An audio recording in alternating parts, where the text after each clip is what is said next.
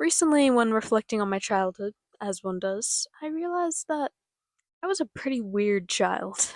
I was about as close as they come to being an only child without actually being an only child, and for that reason, I think I turned out kinda strange. What am I sipping on today? Thanks for not asking. It's Bigelow Cozy Chamomile. It's not sponsored, so don't go out and buy it. Go sip on whatever you want to sip on, because they don't sponsor me. Nobody does. That's okay. Imaginary friends. I think most children had these, but I couldn't just have one friend. Nay, I was an overachiever. So, I had a network of imaginary friends. Around 20 to 30, to be exact. They were all spies that were a little bit of a secret agent, scientist. They were kind of whatever I wanted them to be at that moment. I remember all of their personalities and their names, to which they all had very unique personalities. And I remember I wouldn't just be hanging out with them. Caroline, she wasn't part of this secret agent spy society. No. I would simply become one of them, and then I'd act out conversations between all of my imaginary friends. I was alone a lot. I remember that I'd ride my bike around in circles and pretend that I was like doing some kind of motorcycle race between them, and I'd remember like who's in what place and everybody being passed by one another. I also remember around my pool when we'd put up the pool deck, there were these like little hooks that you had to put around the pool deck. I remember jumping over all of them, just like running laps around my pool, pretending that they were like hurdles. And I remember it being like a physical test if people were trying to become part of the spy agency.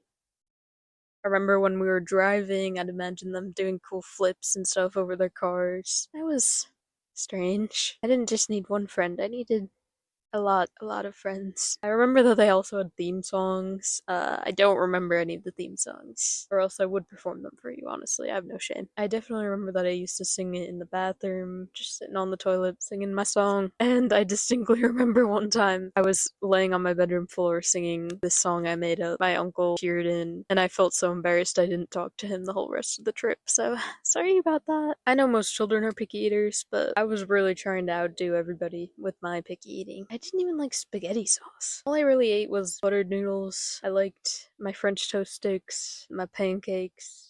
I liked fish sticks, which is sort of weird if you're a picky eater, but you know, fried fish, pretty good. I pretty much hated any form of protein, hated any vegetable. The only thing I'd eat consistently was dessert, which I had every single night without fail. But I think I still do that, so some things never change. Also, one time for my birthday dinner, my family asked me, what should we serve? And I told them rolls, and they were like, anything else? Corn. And my dad was like, okay, rolls and corn. Pretty sure he served chicken, but I think I only ate rolls and corn. Also, my dad's weird trick to try to get me to eat more was that he would do this slow motion. He'd call it his spider, had this little like nose. For some reason, it would be like that was the noise it made. And it would try to eat my peas or whatever, my potatoes. And for some reason I obeyed the spider. I saw it was my dad's hand. It was physically attached to his body, but I was just like, I must obey the spider. I have to eat my peas. One time I saw my cousin wear her glasses for the first time and I said, I didn't know you were four eyes. And then I followed it up with, princesses don't wear glasses. So I apologize. I promise I've gotten over my prejudice. You know, real talk, Disney. Where is a princess with glasses? Sometimes just for the thrill of it, I would scream profanities into the throw pillows on my living room couch. I don't know why I had all this bottled up rage inside, but here's my live portrayal. Oh my god. Anyways, I don't think it was very soundproof, so sorry about that, Mom. Speaking of swear words, I said my first swear word because of a box of Life cereal. In case you remember, they used to have little like games on the back. I don't know, it's some kind of like search based on clues. You had to like circle something in a picture. What were they thinking by adding a clue that said rhymes with duck? What do they think little kids do? I mean, obviously I'm gonna go through the alphabet and then boom, I've already said two profanities. That wasn't really me being weird. I just think about that moment a lot. I had a weirdly strong hatred of pants. As a child, I only wanted to wear dresses and skirts, and pants could not deal with them. My mom had to invest in a lot of tights. When I was little, my parents owned a driving school, so I'd spend a lot of time there. And when the secretary was too busy to be my babysitter, I'd usually just close myself off into an empty classroom, hide in the cabinets, and then blow up all the balloons, but I didn't know how to tie balloons, so I'd just blow them up and then just like release it into the air. I don't know why I did that. Also, I don't know what they used the balloons for. I think it was some kind of like steering wheel thing. Yeah, they definitely had my 5-year-old germs all over those, so sorry about that. I would recreate every statue or mannequin I'd be walking by, and I'd force my parents to take a photo of it. Honestly, in general, I loved the camera. I wanted to be like a little model. I don't know. I kind of wish I kept that skill. Some things do change, but it's not the ones that you want to change. My mom told me that one of my preschool besties had a crush on me, so I decided the best course of action would be to threaten to kiss him and chase him around the playground. I'm lucky that he thought I had cooties, so it didn't backfire. I was playing a dangerous game. I really loved YouTube as an 8-year-old, but unfortunately, I learned that Santa wasn't real from watching The Odd Ones Out. Another funny thing is that my sister believed in the Tooth Fairy way longer than she believed in Santa Claus. And instead of behaving normally with this information, I instead felt extremely guilty and like a part of my innocence died. So that Christmas Eve, I was crying because I still felt so horribly guilty, and I decided to look up videos that proved that Santa was real. Real footage of Santa. Like, I just watched endless hours of those videos and gaslit myself into being like, he's real. He just doesn't visit James, but he's real. As the youngest child, I got dragged on a lot of college tours before I even really knew what college was. And my favorite college was Syracuse because we went to a place called Funkin' Waffles when we visited there. I now attend Syracuse and I still haven't been back to Funkin' Waffles. But this year, I swear. When me and my best friend would have play dates at my house, the first thing we would do was to run down to my basement, go to my Barbie house, grab all of my Barbies, strip them nude, put them booty in the air, and then we would call out to my mom and we would make her walk to the top of the staircase, and then we would get in that position too and start doing a naked Barbie dance, and we'd sing. This is a song where we'd just repeat, naked Barbie, naked Barbie. I don't know how my mom put up with that. She has the patience of a saint. One time when my cousin was watching me, I also told him about my naked Barbies, and they were going on a naked Barbie car ride, and he freaking tattled on me. I was innocent, okay? The staple of long car rides in my childhood was my DVD player. I loved my DVD player. In the middle of a road trip to Yellowstone National Park, I randomly thought about that phenomenon when you spin something really fast and there's a liquid in a cup, it doesn't come out, or there's something in a bag, it doesn't fall out. And I thought, let me do that right now. And so I raised my orange juice above my head as far as my arms could reach, and everyone in the car was kind of like, Caroline? And then I dumped it on my head. I didn't even try to do the full 360. I don't know what I was thinking, but instead I just got myself covered in orange juice and I broke my DVD player, so we had to go take a pit stop, buy me a new DVD player, and think they just dealt with the fact that I was covered in dried orange juice. Once when I was little, I saw a bee in a flower, you know, as bees do. And I decided that I wanted a pet bee. So I put my hand around the top of the flower to try to trap my pet bee, but instead it just stung me on the hand. I was fully convinced I could animate a studio level animation on my Samsung Galaxy Tab 4. Not even just animate. I thought that I could write, voice act, just do every part of the creation of a studio level animation with my child hands and a crappy Samsung tablet. For the 5th grade talent show, I really wanted to perform It's Over, Isn't It from Steven Universe. But when my mom heard the song, she was like, maybe we shouldn't, honey. I think everybody will think that you're gay. And I was like, alright, fair enough. And then for that talent show, I ended up doing a self-choreographed version of the La La Land tap dance scene with my best friend, which is arguably gayer. Anyways, that footage still exists, and I'm pretty sure it's in a DVD in my house, but I don't think I can bring myself to watch that. It's also kind of sad when you think about that I downgraded just every year. Started off with a talent show with my best friends, went great, the people ate that up. Then I performed Yako's Nations of the World from Animaniacs.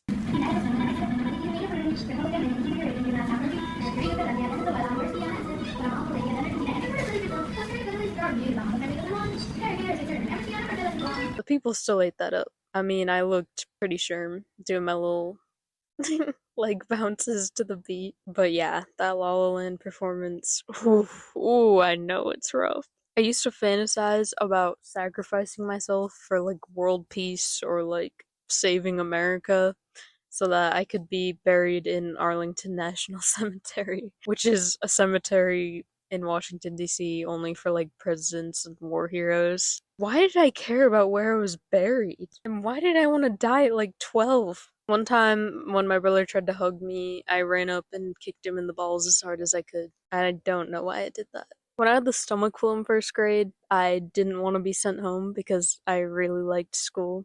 So I decided to just discreetly leave, go puke in the bathroom, and then come back. Until eventually it resulted in me just puking in the middle of the classroom. And I was partnered up with my crush, and I distinctly remember him going, sick! Because little boys kind of found that stuff cool. I also remember that on my way out from being picked up, I threw up again in the hallway. Sorry about that, janitor. I really, really liked Paw Patrol, but I thought I was too old for it for some reason. Meanwhile, I was like 8 or 9, like the target audience.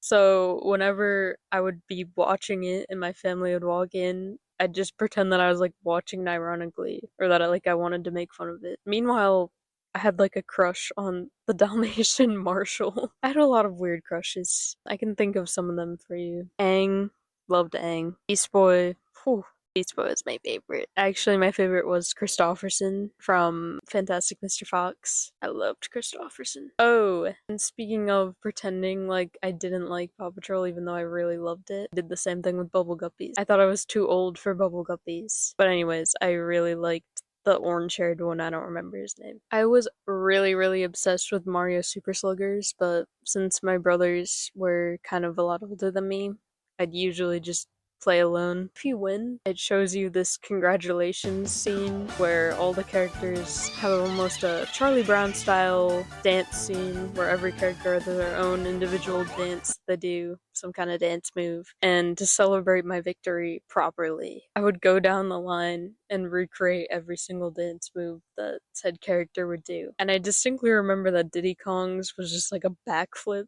and I could not do that one. But I would pretend like I would do it. I'd like do the little jump. It's so embarrassing. And I would do it multiple times. I'd do some cycles with it for sure.